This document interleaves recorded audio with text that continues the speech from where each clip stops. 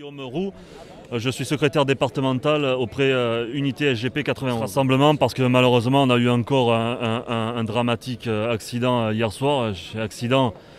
Une tentative d'homicide sur un collègue pendant l'exercice de ses fonctions. C'est pour ça qu'aujourd'hui ce rassemblement montre symboliquement l'intérêt qu'on porte à cette mission, parce que c'est toute l'institution police qui est touchée, et donc il était important pour nous aujourd'hui de montrer notre colère, notre mécontentement en étant présent aujourd'hui devant le commissariat de Juvisy. On n'a pas de collègues à cette heure-ci, on n'a pas de collègues, voilà, par respect pour la famille on laisse aussi tranquille et on attend que les nouvelles viennent d'eux.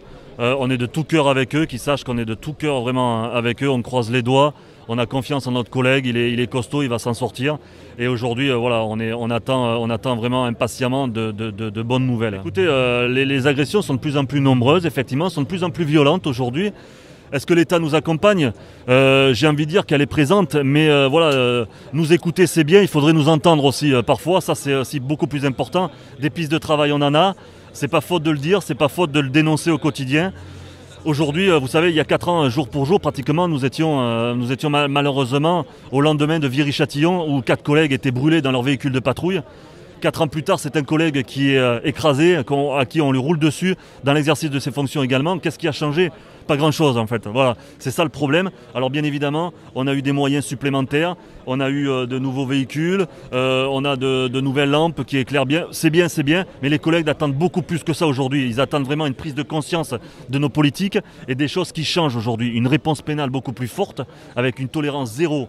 Tous ceux qui s'attaquent à l'institution police, aux fonctionnaires de police, que ce soit dans l'exercice de ses fonctions ou à l'extérieur, parce qu'il y a toujours la fonction qui est là, doit avoir une tolérance zéro. On ne doit pas passer par là. C'est comme ça, on s'attaque encore une fois à l'institution police, et ça c'est intolérable. Chose de nécessaire, voilà. On parle d'un budget alloué pour tout ce qui est matériel.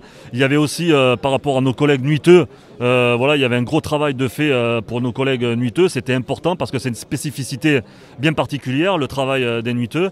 Donc oui, c'est un premier pas. Il en reste encore, il reste du chemin parce qu'on ne s'arrêtera pas là. Voilà. C'est important pour nous aussi de continuer le combat parce que c'est une certaine forme de reconnaissance aussi à notre métier.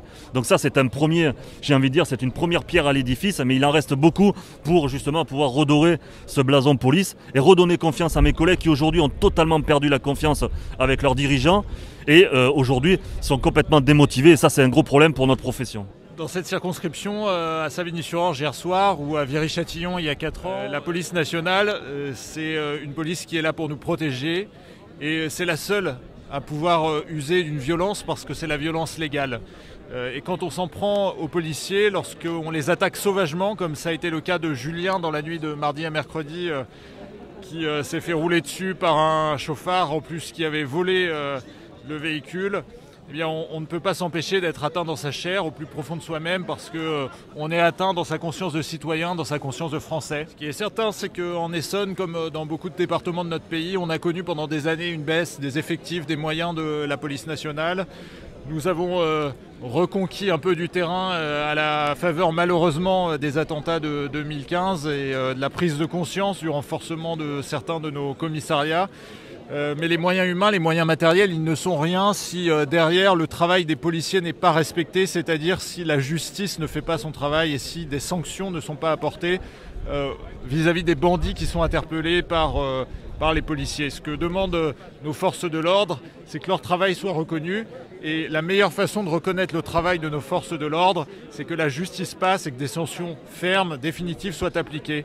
Malheureusement, dans le pays des remises de peine, dans le pays où lorsque l'on prononce moins de 2 ans de prison, on ne voit jamais une cellule de prison, eh bien on s'est habitué à une autorité bafouée. La police représente un corps important de notre fonction publique, c'est un corps qui doit être respecté, en tout cas moi je les respecte et je crois que c'est important que nous soyons nombreux avec des élus de tous les bords politiques à dire combien notre police républicaine est importante pour notre pays. La police c'est le reflet de la société, vous avez des policiers de toutes les origines, à la fois sociales, à la fois ethniques. La police républicaine, elle incarne l'autorité de l'État et si nous sommes là ce soir, si nombreux, malgré le contexte, c'est pour dire que la sécurité des Français passe avant tout. En ce moment, on parle beaucoup de santé. La santé de nos concitoyens, elle n'est rien sans la sécurité de nos concitoyens et c'est aussi le rôle des forces de l'ordre. encore une fois, le département de l'Essonne est touché. Je rappelle qu'on a eu un policier sur l'Essonne tous les jours au quotidien, blessé depuis la sortie du confinement. Aujourd'hui, la violence subie par nos collègues, on ne peut plus la supporter. C'est inadmissible et cela, on tient à le dire. Ensuite, concernant notre collègue qui est entre la vie et la mort, je tiens à remercier au nom de tous les collègues qui sont présents, les élus et les citoyens qui sont là. Nous, ce qu'on voulait, c'était un recueillement, un rassemblement pour se recueillir pour notre collègue qui est entre la vie et la mort, et on tient à lui apporter notre soutien. Et aussi pour nos collègues de la BAC qui sont intervenus hier et qui sont choqués et qui sont là malgré l'événement qui est là, ils sont là et c'est important qu'on leur apporte notre soutien. Et je crois que ça nous fait chaud au cœur à tous qu'il y ait autant de collègues qui soient en tenue, qui soient hors service, qui aient fait l'effort de venir, malgré aussi leurs contraintes quotidiennes qu'ils peuvent subir, parce que tout le monde reçoit la violence quotidienne, et ça, on ne peut pas l'oublier. Maintenant, on va demander une minute de silence, tout simplement la minute de silence pour dire qu'on le soutient et que nos pensées arrivent vers lui pour l'aider à vaincre cette épreuve qu'il a. Nous restons encore là parce que c'est important de rester regroupés dans la famille police.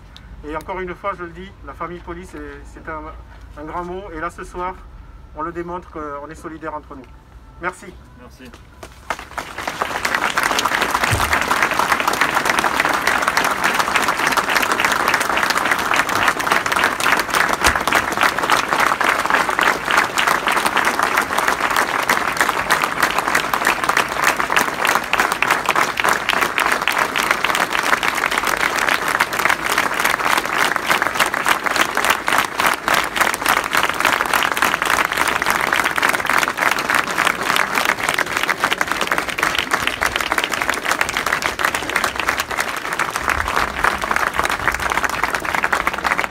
Énormément de votre présence ce soir, ce qui montre encore tout l'intérêt que vous portez à l'institution police.